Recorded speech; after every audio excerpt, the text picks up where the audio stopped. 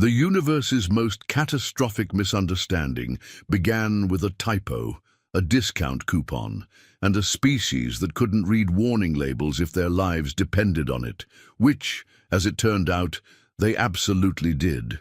"Deathworld!" screamed the holographic advertisement, complete with flames and what appeared to be exploding skulls.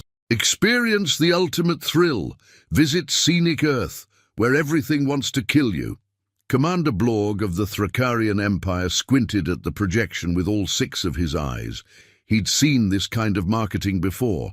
Last cycle, he'd visited a planet advertised as Hellscape of Eternal Torment, which turned out to be a rather pleasant beach resort with slightly warm sand. "Classic overselling," he gurgled to his assistant plebe, who was busy trying to figure out which of his 17 tentacles to use for note-taking. "They probably have what? Mildly aggressive squirrels? Perhaps some weather that requires a light jacket?" Plebe made a sound that roughly translated to concerned bubbling. "Sir, the database lists their primary species as humans with a warning level of—" "Marketing fluff," Blorg interrupted, waving 3 of his appendages dismissively. "Remember when the Galactic Tourism Board rated the fluffy dimension as certain death? I bought a timeshare there. Best decision I ever made. The screaming turned out to be their version of elevator music." The conference room of the Thrakarian flagship was filled with the Empire's finest military strategists, though finest was a relative term when your species evolved from what was essentially sentient pudding. The massive view screen showed Earth in all its blue-green glory, looking about as threatening as a painted rock. "Gentle beings," Blorg announced, "Earth will be our next acquisition. Look at this place. Prime real estate, barely any owners, and they're practically begging for visitors with all this Deathworld advertising." Strategic advisor Gleep raised what might have been a hand, or possibly a foot. Thrakarian anatomy was confusing even to Thrakarians. "Commander, shouldn't we at least read the full brochure? There's a section here labeled, 'Seriously, we're not kidding, you will die,' in 47 different languages." "Oh, Gleep," Blorg chuckled, which sounded like a garbage disposal trying to laugh. "That's exactly what they want you to think. It's reverse psychology, basic marketing strategy. Make it seem dangerous so only the smart investors jump on the opportunity." The Invasion Planning Committee exchanged worried glances, which was impressive considering most of them didn't have recognizable faces. But Blorg was already deep into his presentation, pulling up helpful tourist slides of Earth. "Look at these magnificent creatures." He pointed at a picture of a duck. "Local wildlife completely harmless. And these?" A photo of some roses appeared. "Native flora, probably edible." "Sir," Plebe interjected carefully, "that plant has thorns. Sharp, pointy things designed to cause pain." "Decorative," Blorg countered, "like those little umbrellas in fancy drinks." "Now let's discuss our invasion strategy. I'm thinking we arrive during their peak season, something called Monday morning rush hour. Our intelligence suggests this is when the humans are most relaxed and welcoming." The intelligence officer, a gelatinous blob named Squish, oozed forward nervously. "Actually, sir, our data indicates that Monday mornings are when humans are at their most welcoming." Blorg finished incorrectly. "Exactly. They'll probably throw us a parade. Now, I've been studying their customs. Apparently the proper greeting is to honk loudly and show them your middle appendage. Very friendly species." The planning session continued for 3 galactic hours, which was approximately 47 Earth minutes, or 1 eternity in DMV time. Blorg's enthusiasm was matched only by his complete misunderstanding of literally everything about Earth. "Personal protective equipment?" he scoffed when the quartermaster suggested hazmat suits. "This isn't a radiation cleanup, Mlorb. We're visiting a tourist destination. We'll pack some nice Hawaiian shirts instead, blend in with the locals." Mlorb held up a thick manual titled 1001 Ways Earth Will Kill You Before Breakfast. "Commander, perhaps we should at least review the section on oxygen toxicity." "Oxygen," Blorg laughed. a sound that made nearby electronics malfunction. "Oh, please. Next you'll tell me they breathe fire or something equally ridiculous. No, we'll be fine with our standard breathing apparatus." What's the worst that could happen? The worst, as it turned out, was about to happen in ways that would make the galactic insurance companies create an entirely new category of claim called acts of human. Plebe pulled up the official galactic database entry for Earth, scrolling past the warnings written in increasingly large fonts. It says here that humans are... Oh my, sir, they're apex predators who killed all their competition and then got bored. Probably a translation error, Blorg dismissed. How apex could they be? Look at them. He pointed to a photo of humans at a shopping mall. No claws, no venomous sacs, not even proper tentacles. They're basically flesh bags with anxiety. Sir, this document says they throw their own offspring into the air for fun. Cultural ritual of affection, obviously. They have competitions to see who can eat the most toxic foods. Culinary enthusiasm. They keep predators as pets and give them cute names. See? Friendly. Who names something Mr. Whiskers if it's dangerous? The meeting devolved into Blorg systematically explaining away every warning sign with the confidence of someone who'd never met a human but had definitely read a tourism blog once. The invasion fleet was assembled with all the military precision of a bake sale organized by caffeinated squirrels. "Now," Blorg announced to his assembled troops, "I want this to be the friendliest invasion in galactic history. We'll land, plant our flag, probably have some of their local cuisine, something called fast food, which sounds efficiently prepared, and be home by dinner." The troops, who had about as much survival instinct as a lemming convention, cheered enthusiastically. They'd been issued standard invasion gear, universal translators set to polite, ray guns set to stun, and matching T-shirts that said Earth's New Management in what they thought was English, but was actually ancient Sumerian. "Remember," Blorg continued, "Earth customs are simple. They greet by shaking hands. So extend all your appendages for maximum friendship. They appreciate direct eye contact, so never blink with any of your eyes, and they love personal space. So get as close as possible to show trust." In the back of the assembly, a young recruit named Florp raised a nervous tentacle. "Sir, what about the stories? You know, about humans being so dangerous that even their food tries to escape." "Propaganda," Blorg declared. "Probably spread by jealous species who didn't get in on the ground floor of Earth real estate. Now, who's ready to make history?"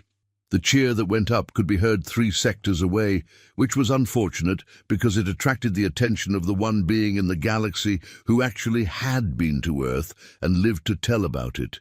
Zix, the survivor, though he'd changed his name from Zix the Optimistic after what historians would later call the Brisbane incident. But Zix was in a meditation tank, trying to forget the horror of something called a casual Barbie with the mates, and wouldn't emerge until it was far too late. As the Thrakarian fleet prepared for departure, Blorg stood proudly on the bridge, looking at the tactical display showing Earth's defenses. Several satellites orbited lazily, which he assumed were welcome beacons. Various radio signals reached them, which the universal translator helpfully interpreted as music, though it seemed to be mostly about heartbreak and something called baby. "You see," Blorg said smugly, "they're broadcasting entertainment. It's like they're saying, 'Come on in, the water's fine.'" "Sir," the communications officer interrupted, "we're receiving a transmission from Earth. It appears to be warnings. Multiple languages saying, 'Unidentified craft, please identify yourself,' or they'll be happy to meet us," Blorg finished cheerfully. "How thoughtful. Send them our standard invasion greeting, the one that says, 'Your planet now belongs to us. Please form an orderly queue for processing.'" "Are you sure that's—" "Of course I'm sure. I read a book about human psychology. It was called How to Win Friends and Influence People. Very clear about being direct and honest." The communications officer, who had actually read that book and knew Blorg had definitely not understood it correctly, reluctantly sent the message. The response from Earth was immediate and varied. Several nations went to high alert, 3 talk show hosts announced it was a publicity stunt, and 1 country tried to tax the incoming spacecraft. As the fleet began its descent toward Earth, Blorg gathered his senior staff for a final briefing. The plan was simple: land in multiple locations to show their friendly, non-threatening presence. They'd chosen what looked like population centers, reasoning that humans, being the social creatures the brochure described, would appreciate having visitors drop by. Team Alpha will land in this green area labeled Australia, Blorg announced. Looks nice and empty, probably a designated landing zone. Team Beta gets this busy area called New York, clearly a commercial hub, perfect for establishing trade. And Team Gamma, he paused dramatically, gets the honor of landing in this lovely blue area marked Pacific Ocean. Sir, Plebe said slowly, that's water. Exactly. Humans are mostly water, so they'll feel kinship with us arriving from their ancestral element. But sir, we don't have aquatic capabilities. Details, Plebe. You're always focusing on details. This is about the big picture. The last thing recorded in the Thrakarian logs before atmospheric entry was Blorg's inspiring speech. Remember, troops, we're not invaders, we're surprise investors. Earth doesn't know it yet, but they've just won the galactic lottery. What could possibly go wrong?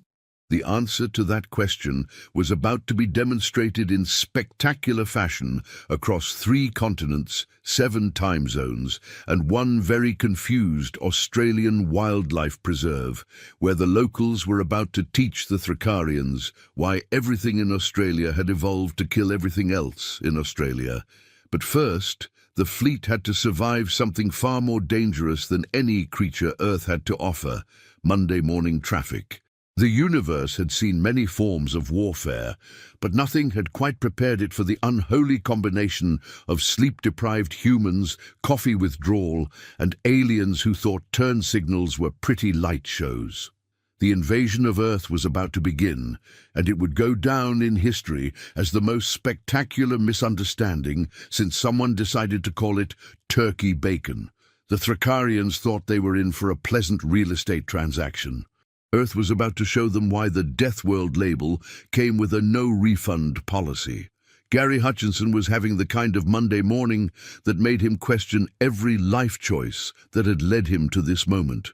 His coffee maker had died with a dramatic wheeze. His car was making a noise that definitely wasn't covered by warranty, and now some jackass in a... What the hell was that thing? The spacecraft descended directly into the intersection of I-495 and Route 28, which was already a circles of hell that Dante had rejected for being too cruel. The ship was roughly the size of a strip mall and shaped like what would happen if a disco ball mated with a seafood platter. "Oh, come on!" Gary screamed, laying on his horn. "The light's green, you absolute..." The universal translator on the Thrakarian ship helpfully interpreted this as, "Welcome, honored visitors." Commander Blorg's pilot, a nervous blob named Splock, took this as encouragement to land directly in the middle of rush-hour traffic.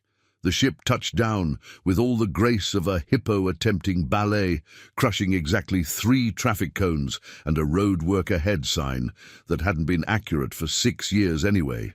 The landing ramp extended with a dramatic hiss, and out stepped Commander Blorg in what he believed was appropriate Earth attire: a Hawaiian shirt with a pattern that seemed to be having a seizure, cargo shorts that had somehow been put on backwards, and what appeared to be socks with sandals, though given Thrakarian anatomy, it was hard to tell where the socks ended and the being began.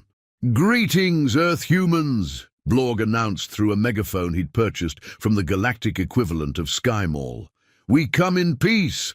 Also, your planet belongs to us now. Where do we sign the paperwork?" The morning commuters had varying reactions to this.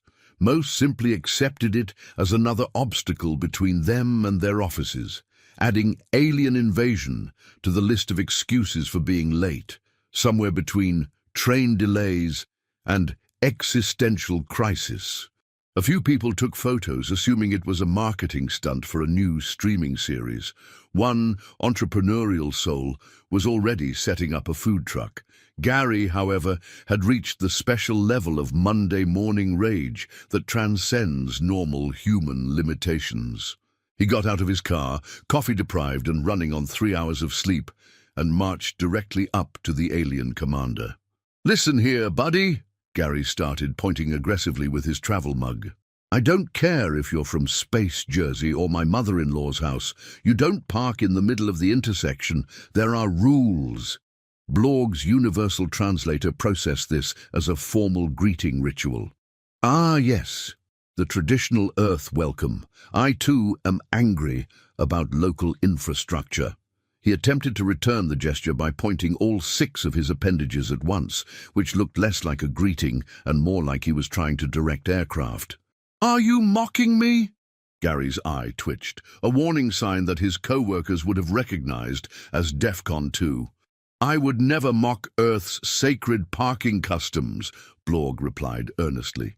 "In fact, we have brought gifts." He gestured to Plebe, who nervously produced what the Thracarians believed were appropriate offerings, a selection of items from their homeworld, including what looked like crystallized methane, a substance that was essentially alien Brussels sprouts, and a commemorative plate featuring Blorg's face. Gary looked at the gifts, then at the aliens, then at his watch. He was now 27 minutes late, which meant he'd missed the morning meeting where they pretended to discuss productivity while actually discussing weekend plans. "You know what?" Gary said, his voice achieving that deadly calm that preceded either violence or acceptance. "Fine, fine, you want Earth? You deal with this." He gestured wildly at the growing traffic jam. "You figure out the DMV. You try to get a permit for anything. You want to invade. Here." He thrust his briefcase at Blorg. "Quarterly reports, tax forms, 5 different passwords for the same system that need to be changed every 30 days but can't repeat any of the last 12. Blorg accepted the briefcase with reverence, interpreting this as a ceremonial transfer of power. "We are honored by your trust, Earth human. We shall treasure these quarterly reports." "Oh, you'll treasure them," Gary laughed. But it wasn't a happy sound.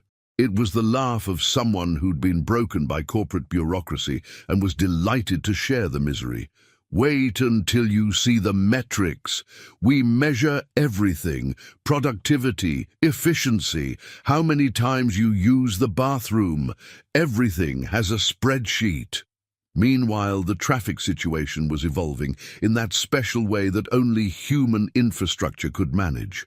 Drivers had begun using the alien ship as a roundabout, creating new lanes where none had existed before. 2 food trucks had set up shop, and someone was already selling "I survived the alien invasion of I-495 t-shirts. Plebe watched this chaos with growing concern. "Commander, the humans appear to be adapting. They're treating our invasion craft as a traffic obstacle." "Excellent," Blorg misinterpreted. "They're so comfortable with our presence that they're incorporating us into their daily routines. The invasion is going better than planned."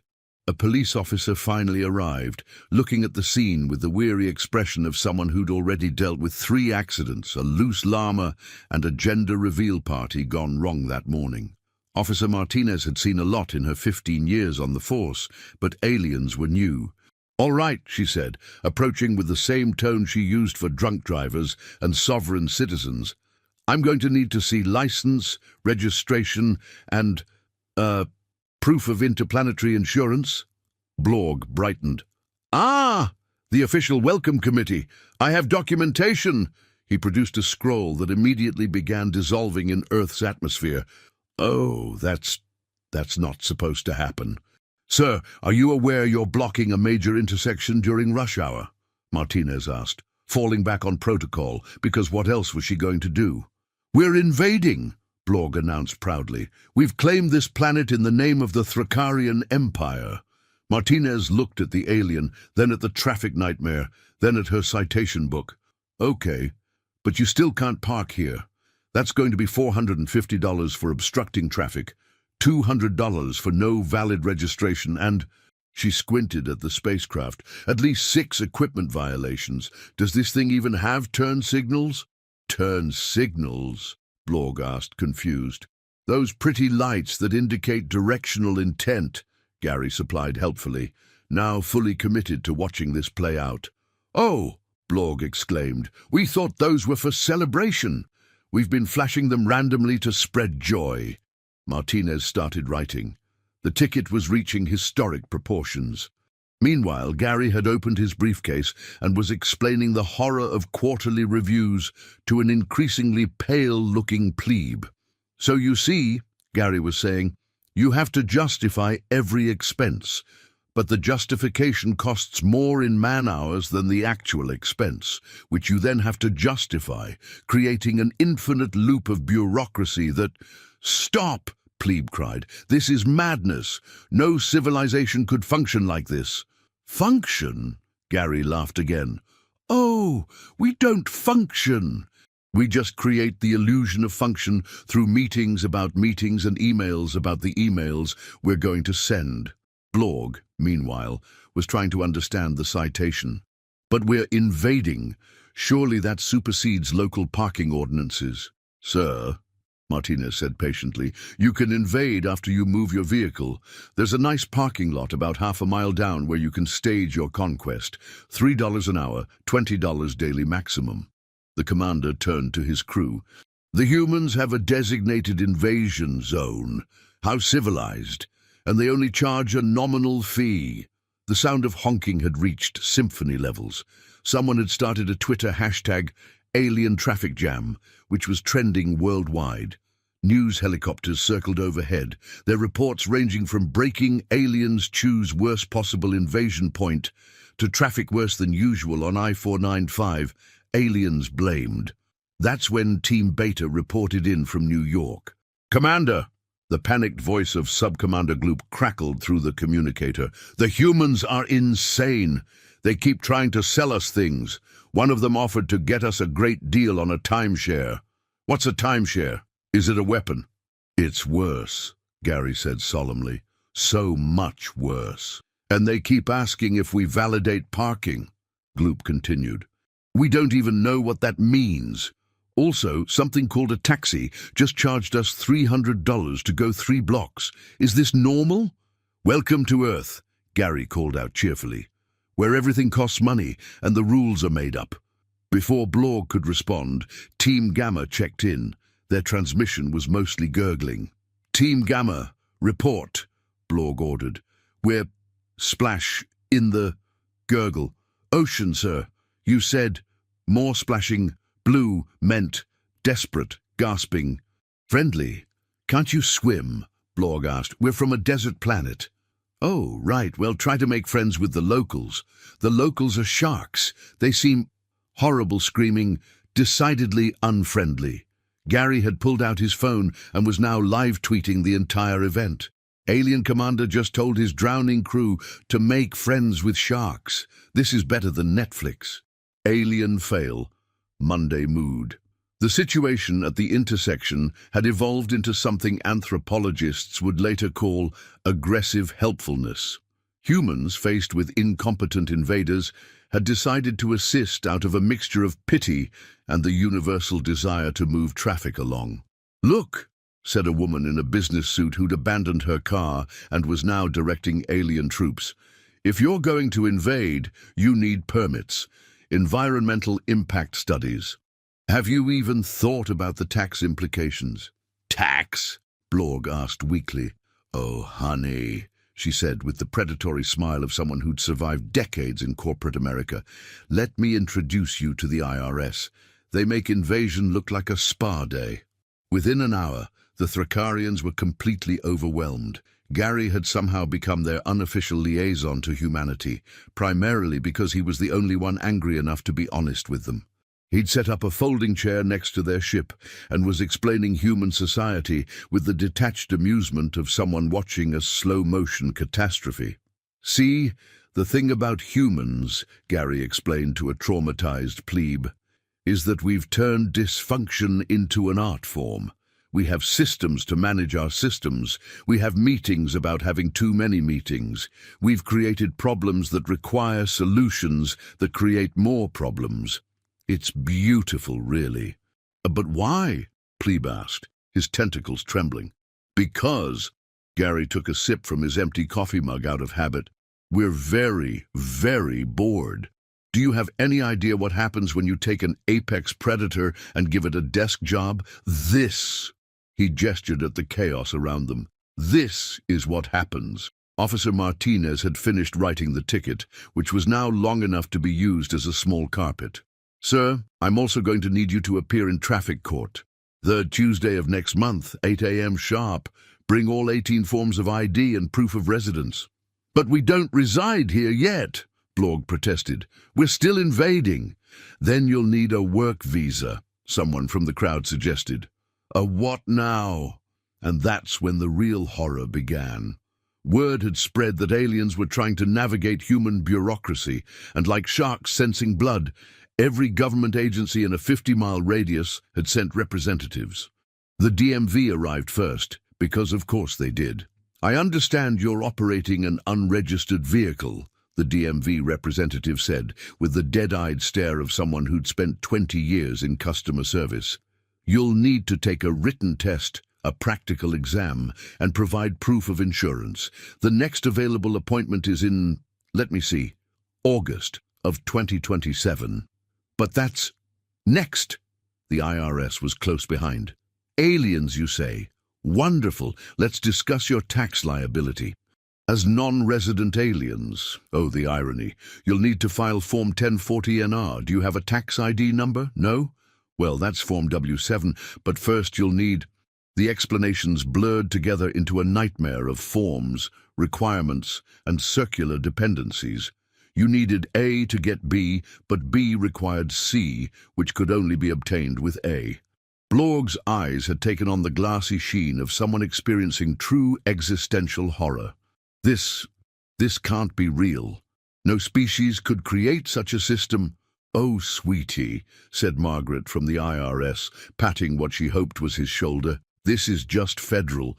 Wait until you see state taxes. Meanwhile, the situation in Australia had gone exactly as anyone familiar with Australia would expect. Team Alpha had landed in what they thought was an empty field, but was actually the territory of a particularly aggressive mob of kangaroos. The mission logs, recovered later, painted a picture of escalating confusion and terror. Day 1. The locals are bouncing. Why are they bouncing? Why won't they stop bouncing? Day 1. Hour 2. The bouncing creatures have pouches. One of our scouts looked inside. We don't know what he saw, but he won't stop screaming. Day 1, Hour 3. Attempted peaceful contact. They punched Sergeant Blob. Since when do Earth creatures have boxing skills? Day 1, Hour 4. The trees are full of creatures that look cute but sound like demons. One of them urinated on the commander. It burns. It burns. Day 1, Hour 5. Found smaller creatures that look harmless. They are not. Repeat. The small, furry things with duck faces are not harmless. They have poison spurs. Poison spurs. Who designed this planet?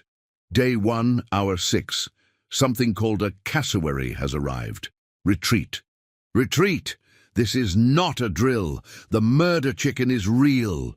Final log. Attempting to leave. The spiders have formed a coalition. We surrender. Tell our families we died bravely. Actually, no. Tell them we died screaming. It's more accurate. Back at the intersection, Gary had started a PowerPoint presentation on his laptop, explaining human resources to increasingly horrified aliens. So you see, he clicked to the next slide, titled Performance Reviews Crushing Dreams Quarterly. We judge each other on arbitrary metrics that have nothing to do with actual productivity. It's like a game where the rules change daily and the points don't matter. But why? Blorg whispered. Blorg. Because, Gary said with the wisdom of someone who'd survived 15 years in middle management, if we didn't create artificial challenges, we'd remember we're apex predators with nuclear weapons and anxiety disorders. The bureaucracy isn't a bug, it's a feature. It keeps us too frustrated to conquer the galaxy. My God, Plebe gasped. You've weaponized incompetence. Exactly, Gary beamed proudly. And we've gotten really good at it. Want to see our healthcare system? No! The aliens screamed in unison. The news had gone global. Every country was handling the invasion differently, which is to say badly, but in unique ways. The British had formed an orderly queue to be invaded. The Canadians had apologized for Earth being difficult to conquer. The Russians claimed they'd invaded aliens first. The Americans were split between those trying to sell the aliens something and those demanding to see their immigration papers. Social media was having the best day in its history. Alien Invasion Fail was trending worldwide, with highlights including video of aliens trying to understand a McDonald's drive-thru. But why is the ice cream machine broken? The Australian team's encounter with a magpie during swooping season, the audio was mostly screaming. Team Beta's attempt to use the New York subway system, they were still trapped somewhere between Times Square and existential despair. A TikTok of someone teaching aliens about student loans. The aliens immediately asked to leave. But the real turning point came when someone from the Pentagon arrived, not with weapons or threats, but with something far more terrifying, a procurement contract. "Gentlemen," General Patterson said, spreading out a document that seemed to have its own gravitational field, "we're interested in your technology. Let's discuss purchasing terms." Blorg brightened. "Ah, a trade. Yes, we have many advanced—" "Great," Patterson interrupted. "First, you'll need to register as a defense contractor. That's Form DD-2345. But before that, you need congressional approval, which requires—" The explanation went on for 47 minutes. By the end, even Gary was impressed by the baroque complexity of military procurement. The aliens looked like they'd aged a decade in an hour. And of course, all technology must be manufactured in approved facilities, with at least 23% sourced from disadvantaged businesses, compliant with Section 508 accessibility standards. And— "Stop!" Blorg screamed. "This is madness. How does anything get done on this planet?" "Usually," Patterson shrugged, "it doesn't. We're 3 years behind on a project to upgrade our fax machines." "Fax machines?" Plebe wailed. "You still use fax machines?" "Well, we would upgrade, but that requires approval from—" Meanwhile, Earth's actual defense systems had finally kicked into gear. Not the military ones. Those were still filling out paperwork. No, Earth's true defense system, lawyers. They descended like locusts in expensive suits, representing everything from environmental groups, "Your ship is parked on a protected wetland," to copyright lawyers, "Your universal translator is using proprietary language algorithms," to personal injury attorneys, "My client suffered emotional distress from your parking job." "You can't sue an invasion," Blorg protested. "Watch us," said Jennifer Hartley, senior partner at Hartley, & Hartley. "We've sued hurricanes. We've sued the concept of Tuesday. You think aliens are special, but the final straw came from an unexpected source, Gary's ex-wife's divorce lawyer. "Mr. Blorg, I'm serving you papers. By accepting Earth, you've also accepted Mr. Hutchinson's debts, including alimony payments. You now owe $47,000 in back payments, plus interest. But we don't even have Earth currency. Then we'll seize your assets, starting with that ship. Is it paid off? No? Then we'll need to contact your lenders." Blorg turned to Gary with the expression of someone who'd just understood the punchline to a cosmic joke. "Your species. You're not warriors. You're something far worse." "Yeah?" Gary asked, genuinely curious what conclusion the alien had reached. "You're middle managers of the apocalypse. You've turned existence itself into a procedure. You've made tedium into a weapon." "Huh," Gary mused. "That's actually pretty insightful. You should put that in your invasion report. Speaking of which, I'll need that in triplicate, formatted to ISO 9001 standards, with an executive summary no longer than 2 pages, but containing all relevant information. That's when the message came through, not from Earth, but from the Thrakarian Empire's insurance company. Commander Blorg, the message began, we've received your initial invasion report. After review, we're denying coverage. Earth is classified as a pre-existing condition for catastrophic failure. Additionally, you failed to file Form ITX-99, Notice of Intent to Invade Hostile Territory, within the required 30-day window. Your premiums have been adjusted accordingly. You now owe incomprehensible number credits. Blorg sat down heavily on what he thought was a bench, but was actually just another trapped alien from Team Beta who'd given up on life. Also, the message continued, we're outsourcing our call center to Earth. Their hold music is remarkably effective at encouraging callers to give up. Around them, the invasion had transformed into something else entirely. Food trucks had multiplied, turning the landing site into an impromptu festival. Someone was selling alien antenna headbands. A startup had already formed to develop an app for invasion logistics. 3 different documentary crews were filming, and Netflix had announced a limited series based on the events, despite them still happening. The mayor had arrived and was giving a speech about how the alien invasion was actually great for the local economy. Property values near the landing site had somehow already increased. You know what the really funny part is? Gary said, sitting next to the defeated alien commander. You thought Deathworld meant physically dangerous. Like, oh no, scary animals and poison plants, but that's not what makes Earth a Deathworld. Then what does? Blorg asked miserably. We're a Deathworld because we've evolved past the need for simple violence. Why kill invaders when you can bore them to death? Why fight when you can litigate? Why resist when you can regulate? We've created a civilization so monumentally frustrating that living here is an act of defiance against the universe itself. But how do you survive? Gary laughed, this time with genuine mirth. Coffee, memes, the occasional breakdown in the supply closet, and the beautiful, liberating knowledge that nothing really matters because everything's held together with bureaucratic duct tape and wishful thinking. A young Thrakarian soldier approached nervously. Commander, Team Gamma managed to escape the ocean, but they're now stuck in something called customs. They say they need to declare their tentacles as biological matter, and it's going to take 4 to 6 weeks for approval.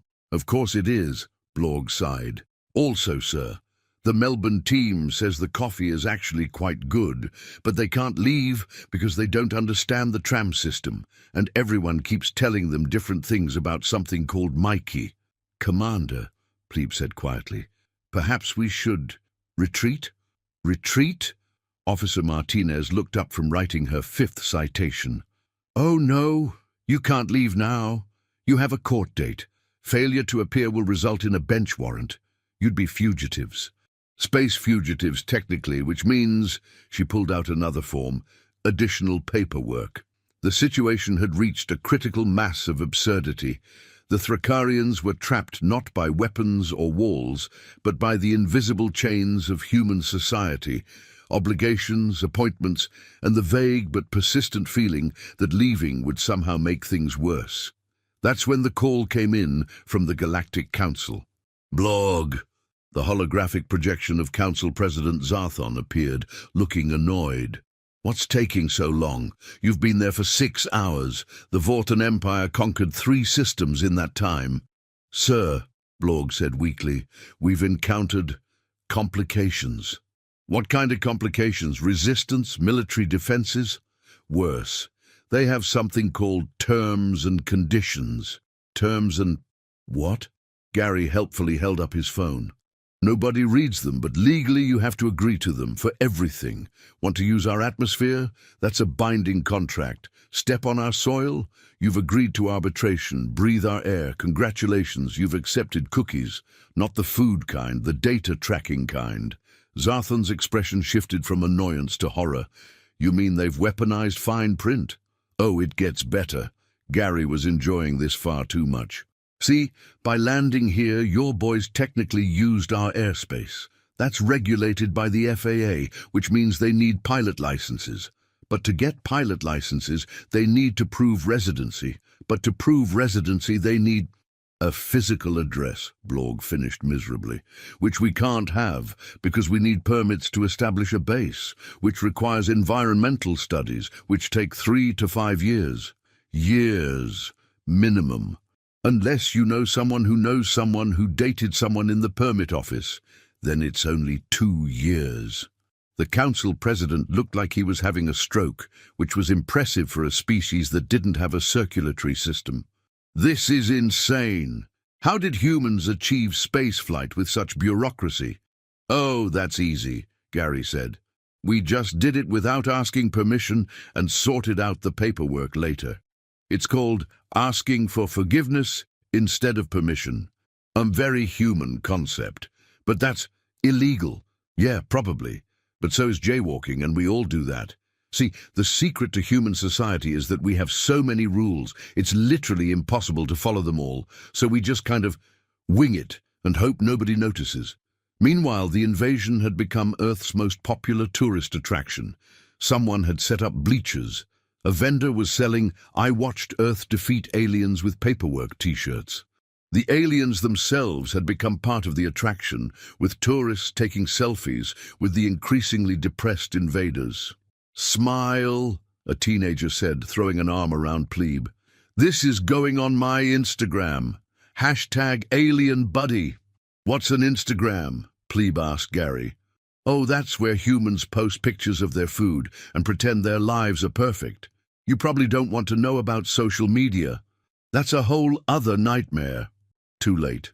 Another Thrakarian had discovered Twitter and was now curled in a corner, rocking back and forth, muttering about ratios and cancel culture. The New York team had finally emerged from the subway system, looking like they'd aged several years. Their report was brief, but haunting. "The trains. They say they're coming, but they lie. The announcements make no sense. We saw things down there. Terrible things.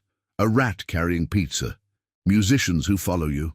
People who insist on making eye contact. We've seen hell, Commander. Hell has turnstiles." "At least you made it out," Blorg said. "Team Delta is still trying to understand health insurance." Indeed, Team Delta's attempt to seek medical attention for a minor scrape had turned into an existential nightmare. They were currently on their 17th form, trying to understand the difference between a deductible, a copay, and a co-insurance. "But if I'm paying for insurance," Sub-Commander Quell was saying to a patient hospital administrator, "why do I also have to pay when I use it?" "Well, you see, you pay monthly so that you can pay less when you need to pay. But only after you've paid a certain amount, then they pay a percentage of what you pay unless it's not covered, in which case you pay all of it. I think I'm having what humans call a stroke. That's covered, mostly, depending on your plan. Let me check. Oh, is this a pre-existing condition? It just happened. Right, but did you have any symptoms before it happened? Because that might make it pre-existing." Quell fainted. This was also somehow billable. Back at Invasion Central, Gary had progressed to explaining corporate culture using a series of increasingly deranged diagrams on napkins. "So you see," he said, pointing at what looked like a pentagram made of org charts, "nobody actually knows who's in charge. Everyone has a manager, but also stakeholders, but also dotted line reports, which means they sort of report to someone but not really, and—" "Enough!" Blorg stood up, all 6 eyes blazing with the fury of the righteously confused. "This whole planet is insane. You've created a civilization that runs on mutual frustration. Your entire species is trapped in a prison of your own making."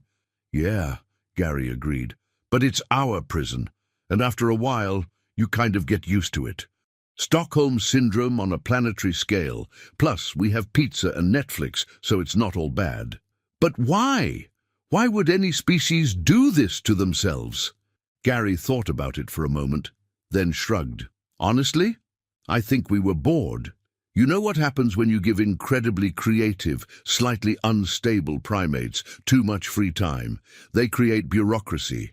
It's like a species-wide hobby that got way out of hand.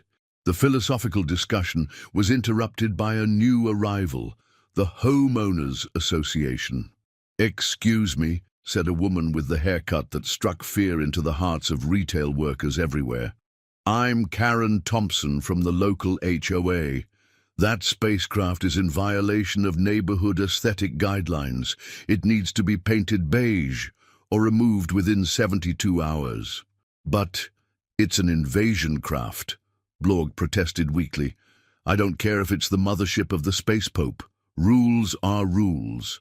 Also, your landing disturbed the grass. That's a $500 fine per damaged blade." "Per blade? Would you prefer we charge by the square inch?" "Also," another HOA member added, "we'll need you to submit architectural plans for any probe installations. Death rays need to be approved by the design committee, and alien screams of despair can only occur between 9 a.m. and 5 p.m. on weekdays." Blorg turned to Gary with the expression of someone who'd just discovered that hell was real and it had a regulatory committee. "Is there any part of your civilization that isn't designed to crush the soul?" Gary considered this. "Well, no, wait, that has forms too. No, that's regulated. Dogs. Dogs are pretty good. Just pure, simple companionship." "Really?" "Yeah, you just need to register them, get them licensed, vaccinated on a schedule, keep them on leashes in designated areas, pick up their waste with approved bags, ensure they don't bark during quiet hours." Never mind. The War Council on the Thracarian flagship was not going well. Half the senior staff were catatonic after trying to understand cryptocurrency. The other half were in therapy after discovering email. "The Psychological Warfare Division reports total failure," announced the intelligence officer. "They tried to demoralize the humans, but the humans just said, 'First time,' and offered them antidepressants. What about the biological weapons team?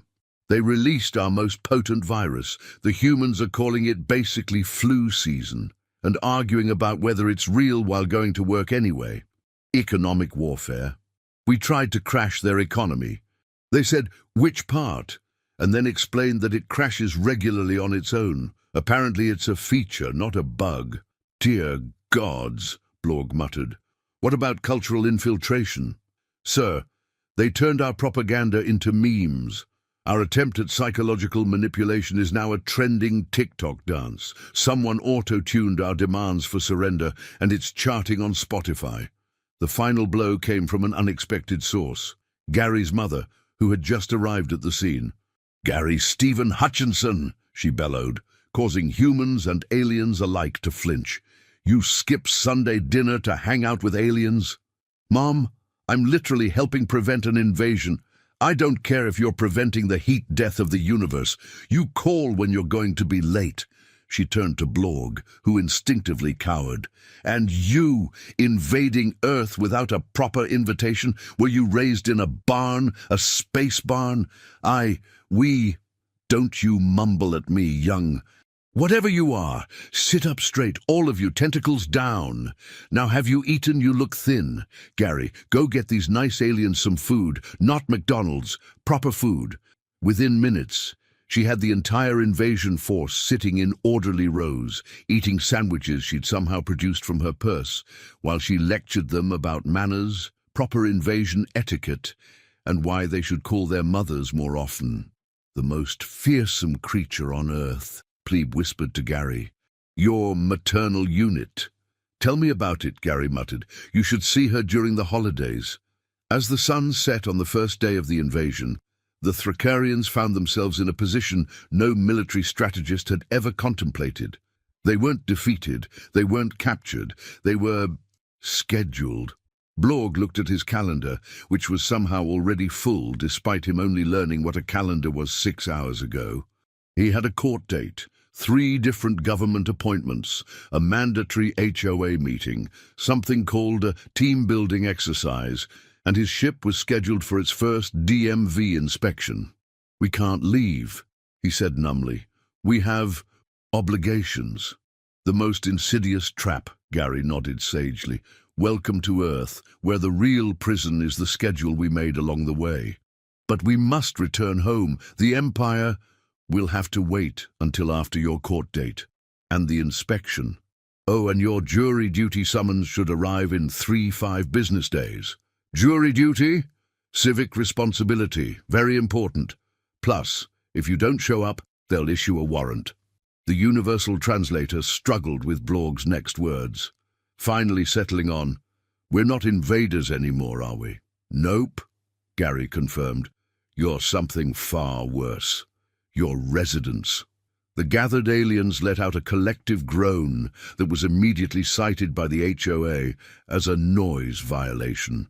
That night, as the Thrakarians huddled in their ship, which had been ticketed for overnight parking, they held an emergency meeting. "Options?" Blorg asked desperately. "We could try to force our way out," suggested the military commander, "and become fugitives. Do you know what that does to your credit score?" Plebe had been reading human financial websites and hadn't blinked in hours. "Credit score? Oh yes, everything has a score here. Credit scores, social scores, performance scores, customer satisfaction scores. Your entire existence is rated on various scales, all of which somehow matter, but nobody knows exactly how much. What if we just ignored all of it?" "Then they send it to collections," said another alien who'd made the mistake of Googling debt recovery. "There's an entire industry dedicated to making your life miserable if you don't pay arbitrary numbers." "This is a nightmare," Blorg moaned. "We came to conquer a planet, and instead we've been conquered by bureaucracy," Gary supplied helpfully. He'd stuck around, partly out of curiosity, and partly because this was the most interesting Monday he'd had in years. The ultimate weapon. No defense against it because we're all trapped in it together. But there must be someone in charge. Someone who can cut through all this. Gary laughed so hard he nearly fell off his lawn chair. "Oh, that's adorable. You think someone's in charge?" "No, see, that's the beauty of it. Everyone's in charge of their little bit, but nobody's in charge of the whole thing. It's like, imagine a ship where every crew member has their own steering wheel, but they're all connected to different parts of the rudder. That's insane. That's Tuesday." Meanwhile, Earth's governments had finally coordinated a response to the invasion. Not a military response. That was still in committee. Instead, they'd done something far more terrifying. They'd started competing for the aliens. "Tax incentives," shouted the governor of Texas. "Relocate your invasion to Texas. No state income tax." "Better weather," California countered. "Plus tech infrastructure for your ray guns." "Free health care," Canada called out, causing all the Americans to glare northward. "We have tea," the British offered quietly, somehow making it sound like a threat. The aliens were being courted with the aggressive enthusiasm usually reserved for corporate headquarters or sports teams. Cities were offering stadium deals, tax breaks, and naming rights.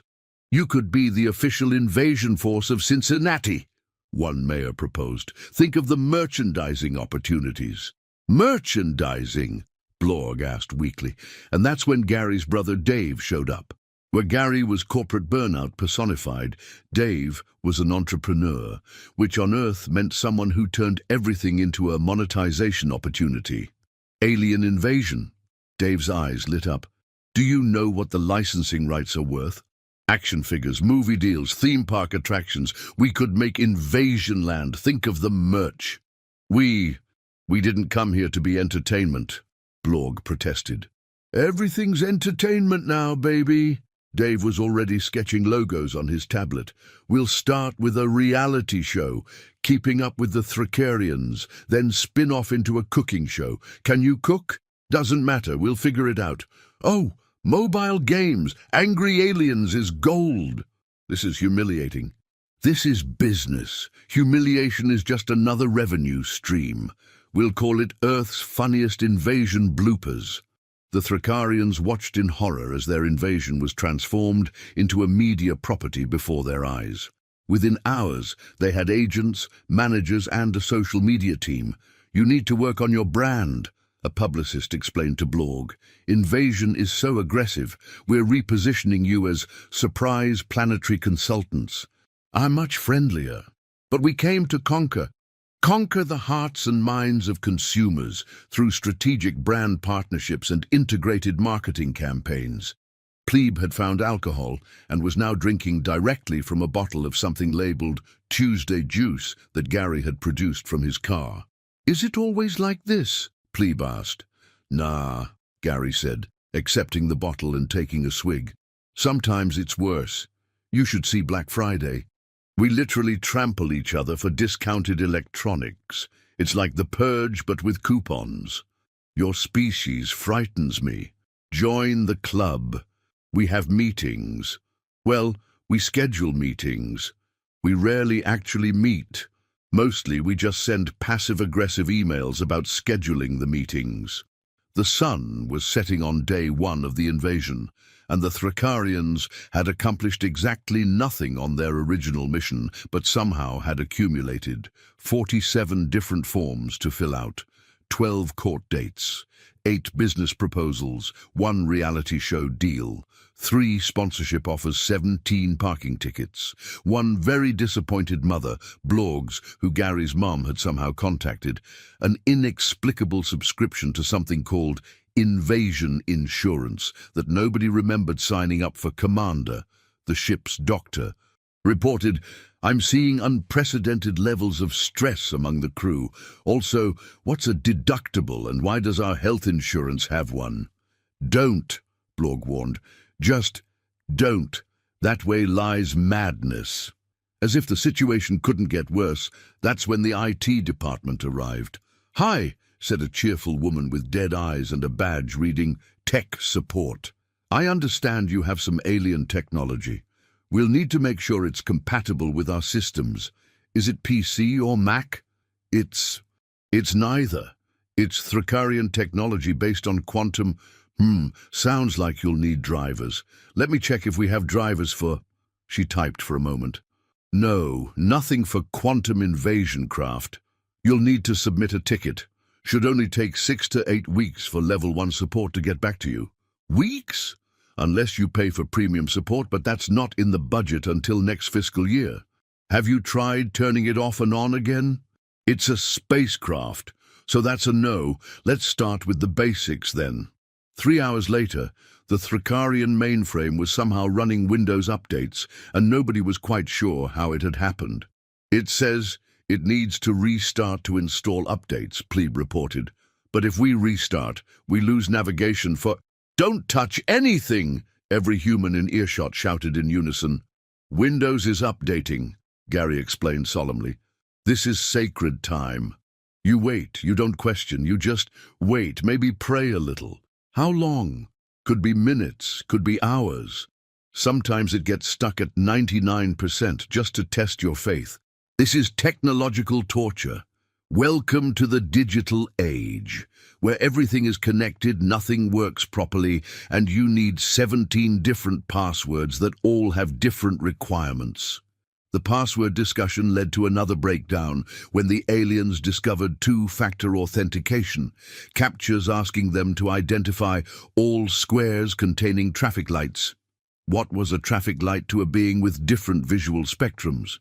And the special hell of password requirements that somehow excluded every possible combination, must contain uppercase, lowercase, numbers, symbols, the blood of your enemies, and be exactly 12.5 characters long.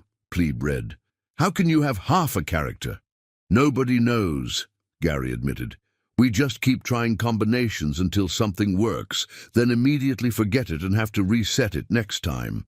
As day 2 dawned, the Thrakarians had discovered the joy of trying to sleep while every device they owned needed charging with incompatible cables. A horrible realization was setting in.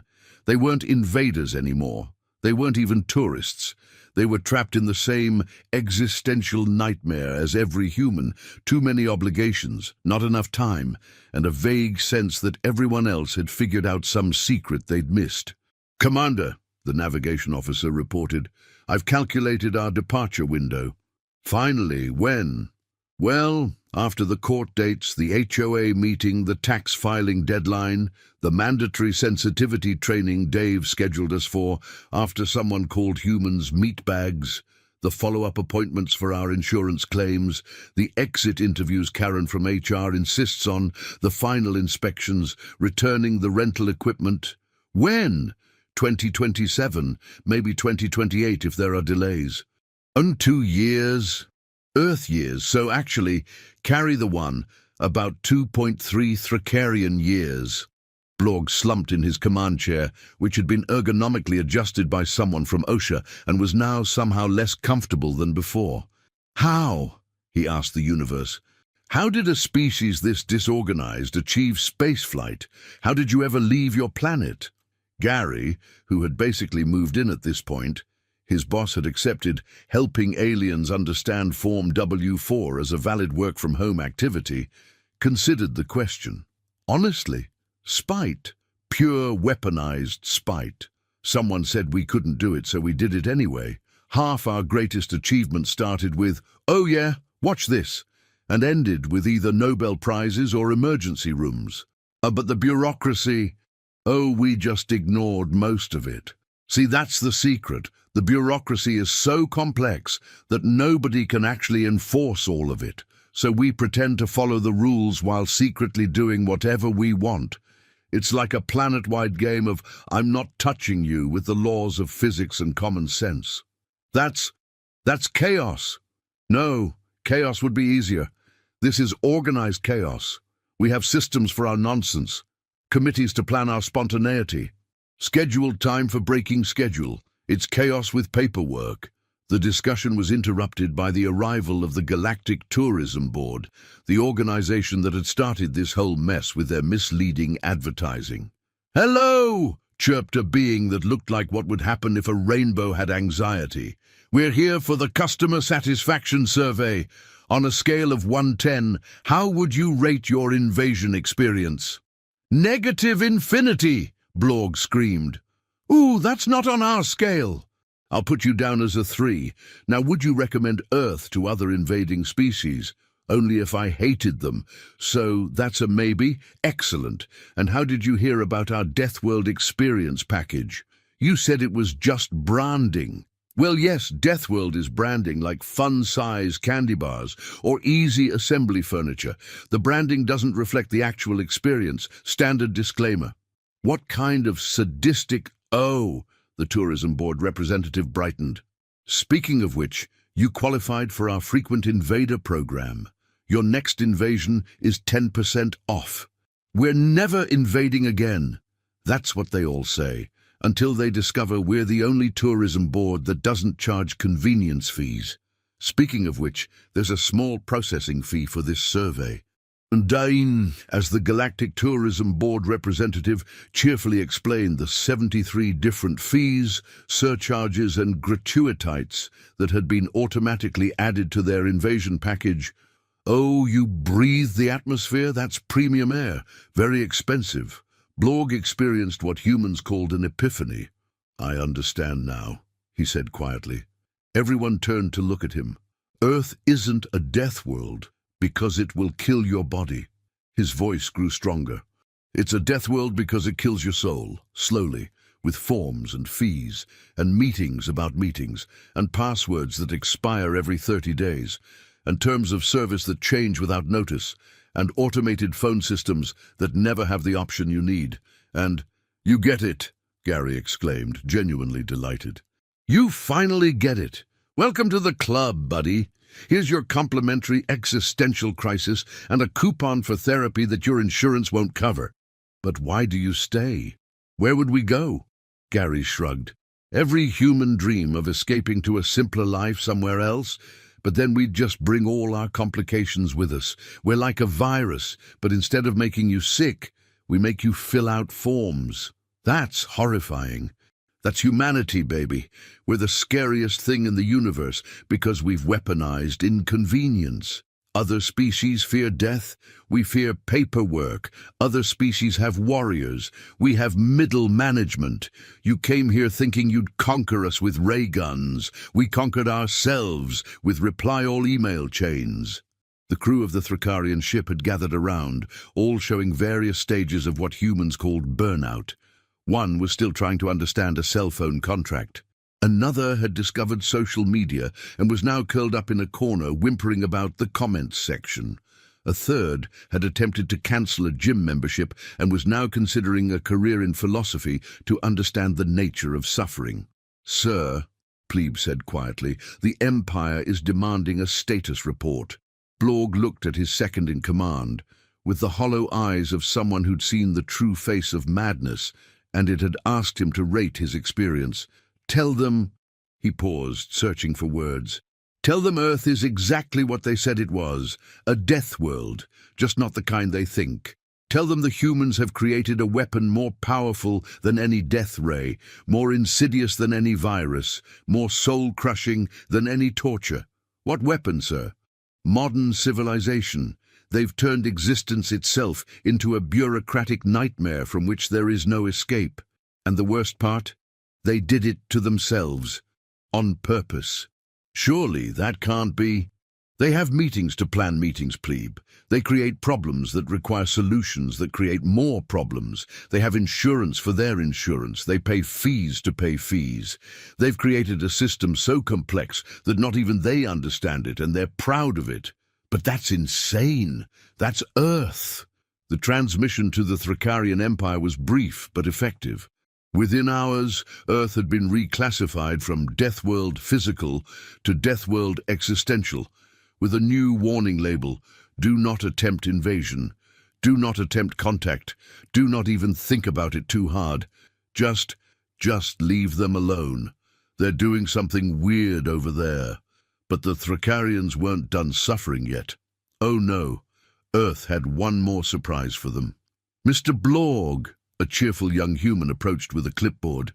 "I'm from the Department of Alien Affairs. Yes, we already have one. We've had the forms ready since 1947, and I need to discuss your visa status." "Our what?" "Well, you can't just stay on Earth without proper documentation. You'll need to apply for the appropriate visa. Let's see. Invasion would be a work visa, but you failed at that, so maybe a tourist visa. But you've been here too long for that." "Oh, I know. You can apply for asylum." "Asylum from what?" "From your home planet. After all, if you leave now, won't they punish you for failing?" Blorg realized with dawning horror that she was right. The Empire didn't tolerate failure. If they returned now... "So we're trapped here." "Oh no," the bureaucrat said cheerfully. "You're not trapped. You're just indefinitely delayed pending documentation review. Totally different. Here, let me give you the forms." As she handed over a stack of papers that somehow weighed more than physically possible, Blorg made a decision. "Plebe, send a message to the Empire. Sir, tell them Earth has won, not through force or technology or strategy. They've won by being so impossibly, incomprehensibly frustrating that conquest isn't worth it. Tell them to mark this planet as off-limits. Forever." "But sir, won't other species try?" Blorg laughed. It wasn't a happy sound. "Let them. Earth will do to them what it did to us. It will give them forms to fill out, and appointments to keep, and passwords to remember. It will tangle them in red tape and drown them in small print. It will bore them into submission with PowerPoint presentations and team-building exercises. This planet is protected by the most powerful force in the universe, which is bureaucratic incompetence raised to an art form." As the message was sent, condemning Earth to eternal isolation not through fear, but through sheer annoyance, Gary raised his coffee mug in a toast. "To Earth," he declared, "the planet too frustrating to conquer." "To Earth," the aliens echoed weakly, raising their own cups of coffee. They'd discovered caffeine was the only thing that made existence here bearable, which explained so much about human behavior. You know, Gary mused, you guys could probably make a fortune writing a book about this, how I survived Earth's bureaucracy or something. A book? Blorg perked up slightly. Oh, yeah. Of course, you'll need an agent, a publisher, deal with contracts, marketing, book tours, tax implications of international sales. Blorg fainted. As he was loaded into an ambulance, which would generate its own magnificent series of insurance forms, Plebe looked at Gary with something approaching respect. Your species has achieved something remarkable, he said. You've made a civilization so complex that it's its own defense system. No one can conquer you because they'd have to understand your systems first, and understanding your systems is impossible because you don't understand them yourselves. Exactly, Gary beamed.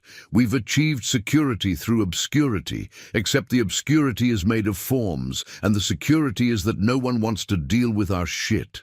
It's genius. It's Tuesday. I don't understand the difference anymore. Yeah, Gary nodded sagely. That means you're starting to get it. As the Thrakarian ship finally received clearance to leave, pending final inspection, exit tax, departure survey, and promise to rate their experience on Yelp, the aliens looked back at Earth with a mixture of fear, respect, and profound confusion. They'd come expecting a fight. They'd found something far worse. A planet that had turned daily existence into a form of psychological warfare against itself.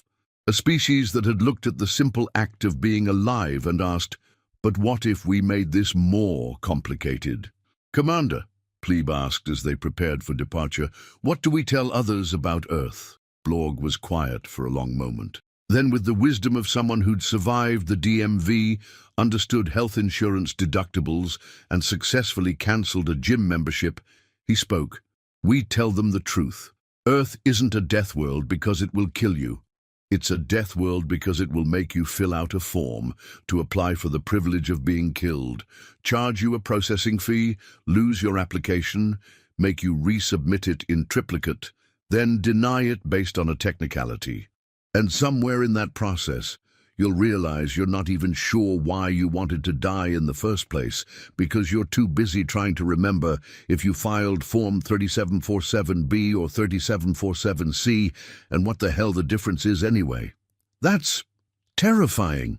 That's Earth, a planet where the most dangerous predator is a 47-page terms of service agreement, and the apex species has evolved to survive by simply accepting that nothing makes sense and everything requires a password you'll immediately forget.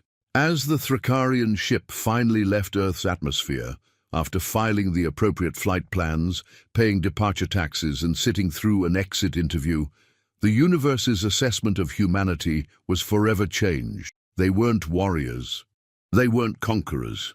They were something far more dangerous, a species that had weaponized tedium itself, a civilization that had turned the simple act of existing into a labyrinthine nightmare of procedures and protocols.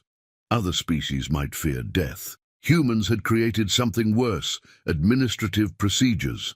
The last transmission from the Thrakarian ship was simple. Deathworld designation confirmed. Reason? They've made life unnecessarily complicated, and they like it that way. Back on Earth, Gary finished his coffee, looked at his phone, and sighed. He had 17 emails about the alien invasion, all marked urgent, all requiring different forms to be filled out about his experience with extraterrestrial contact.